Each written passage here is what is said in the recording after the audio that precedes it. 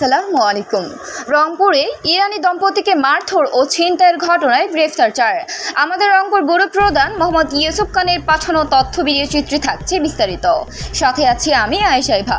রংপুরের তারাগঞ্জে ঘুরতে যাওয়া এক ইরানি দম্পতিকে আটক করে মারধর এবং ফোন ও বিদেশি মুদ্রা ছিনতাইয়ের ঘটনায় 4 জনকে গ্রেফতার করেছে আইনশৃঙ্খলা বাহিনী। সোমবার 3 মে দুপুরে তারাগঞ্জ উপজেলার দক্ষিণ ঘনিরামপুর গ্রামে ঘটনাটি ঘটে। আটককৃত 4 জন হলেন ঘনিরামপুর এলাকার রশিদুল ইসলাম, তাসরিন মনোয়ারা বেগম, মুখলেসুর ইসলামের স্ত্রী রাবিয়া বেগম ও মেরাজুল ইসলাম। তারাগঞ্জ সেনাবাহিনীর camp commander major Sania Chowdhury Srijan জানান, রোববার একজন ইরানি দম্পতি ঢাকা থেকে রংপুরে ঘুরতে এসেছিলেন।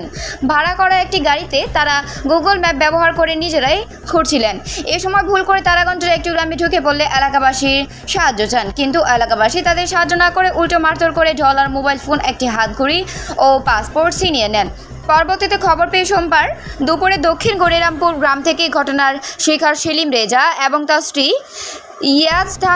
ইয়াসমিনকে উদ্ধার করে সেনাবাহিনী। এরপর নিরাপত্তা দিয়ে সেই ইরানি দম্পতিকে রংপুর পুলিশের কাছে হস্তান্তর করে পরে তাদের নিরাপদে হোটেলে পৌঁছে দেওয়া হয়।